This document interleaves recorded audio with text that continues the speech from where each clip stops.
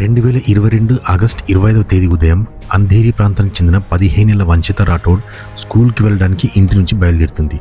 కానీ ఆగస్టు 26న వంశిత మృతదేహం Nayagaon railway station సమీపంలో ఒక సూట్ కేసులో దొరుకుతుంది. ఆమె మృతదేహం ఒక దుప్పటితో కప్పబడి ఉంటుంది. ఆమె శరీరంపై కత్తిపోటు గాయాలుంటాయి.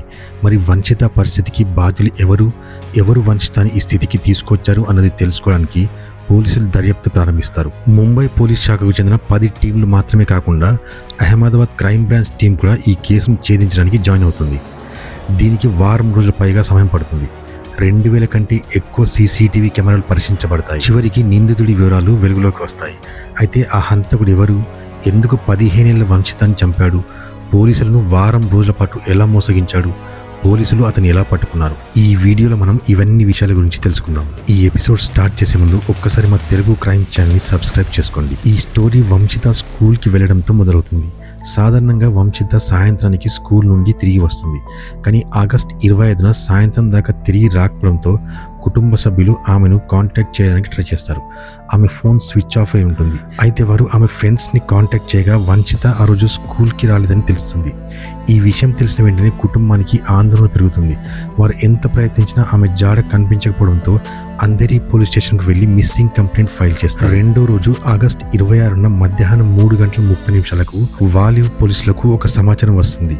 దగ్గరలోనే ఉన్న నాయగావ్ రైల్వే స్టేషన్ సమీపంలో రైలు పట్టాల వద్ద ఒక సూట్ కేసు దొరికిందని. పోలీసులకు సమాచారం అందిన వెంటనే సంఘటన స్థలానికి చేరుకుంటారు. అక్కడికి చేరుకున్న పోలీసులు ఆ సూట్ కేసుని తెరిచి చూడగా అందులో ఒక బాలిక మృతదేహం ఉంటుంది. ఆమె శరీరంపై తీవ్రమైన గాయాలుంటాయి. ఆ సూట్ కేసులో ఒక స్కూల్ యూనిఫామ్ కూడా ఉంటుంది.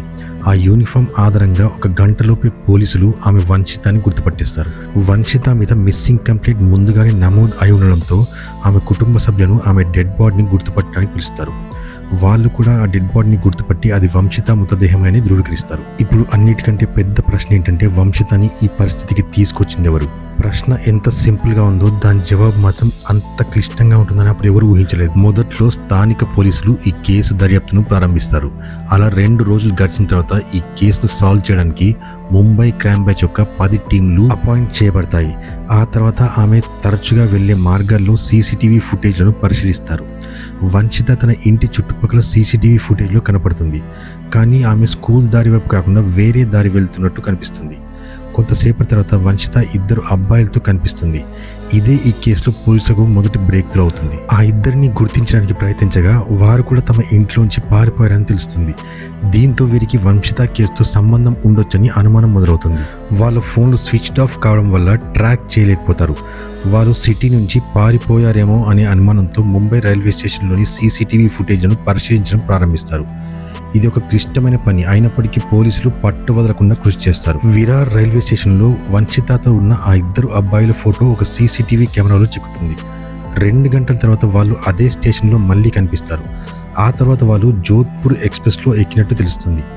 దీంతో పోలీసులు జైపూర్ వెళ్లి మరిన్ని సీసీటీవీ కెమెరాలను పరిశీలిస్తారు. వారిద్దరూ జైపూర్ నుండి జోధ్పూర్, ఆ పైగా అజ్మేర్, తర్వాత వైష్ణోదేవికి వెళ్ళినట్టు తెలుస్తుంది. ఇలా పోలీసులు వారి కోసం వెతుకుతూనే ఉంటారు. వైష్ణోదేవిలో కూడా వాళ్ళు కనిపించకుండా పోతారు. తర్వాత వారు గుజరాత్లోని పోఖ్రన్ ప్రాంతానికి వెళ్ళినట్టు సమాచారం అందుతుంది. ముంబై పోలీసులు అహ్మదాబాద్ క్రైమ్ బ్రాంచ్ సహాయంతో వారిని ట్రాక్ చేయడం ప్రారంభిస్తారు.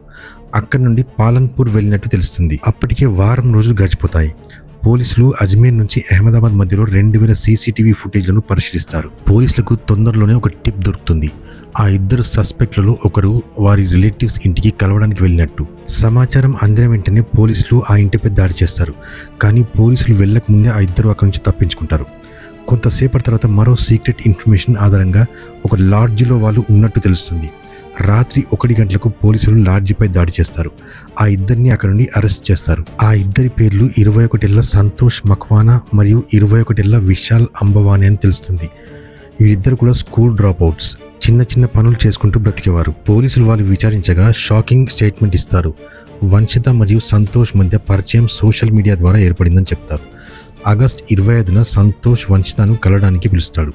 స్కూల్ అని చెప్పి వంశిత ఇంటి నుంచి బయలుదేరి సంతోష్తో కలుస్తుంది. దారిలో విశాల్ కూడా వారితో చేరతాడు. ఆ ముగ్గురు కలిసి విశాల్ ఇంటికి వెళ్తారు.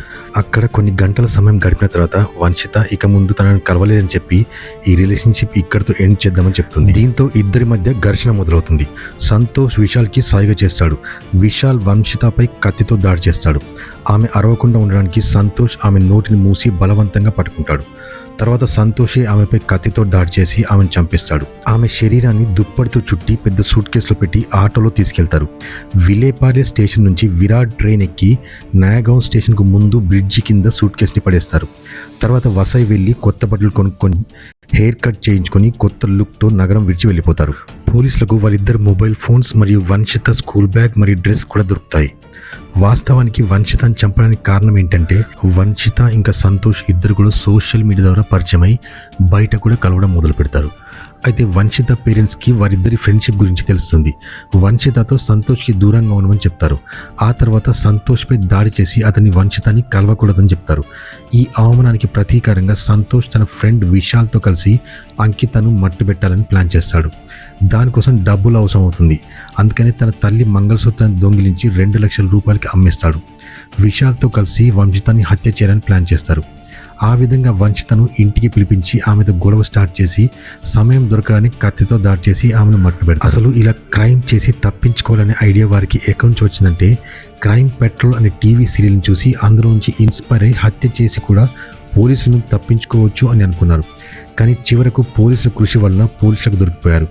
వారిపై హత్య ఇంకా ఇతర నేరాల కింద కేసులు నమోదు చేయబడ్డాయి. ప్రస్తుతం వారిద్దరు కూడా జైల్లోనే ఉన్నారు. కోర్టు తీర్పు ఇంకా వెలువడలేదు. సోషల్ మీడియా ఫ్రెండ్షిప్తో చాలా జాగ్రత్తగా ఉండండి. అపరిచితులతో వ్యక్తిగత ఇన్ఫర్మేషన్ షేర్ చేసుకోవద్దు. అది ప్రమాదకరం, మోసాలకు దుర్వినియోగానికి దారితీస్తుంది. ఈ క్రైమ్ ఎపిసోడ్ కనుక మీకు నచ్చినట్లయితే లైక్ అండ్ షేర్ చేయండి. ఇలాంటి ఇంకా ఎన్నో క్రైమ్ ఎపిసోడ్స్ కోసం మా తెలుగు క్రైమ్ ఛానల్ని సబ్స్క్రైబ్ చేసుకోండి. మళ్ళీ ఇంకో థ్రిల్లింగ్ క్రైమ్ స్టోరీతో మీ ముందుంటాను. అంతవరకు సెలవు. మీరు జాగ్రత్తగా ఉండండి.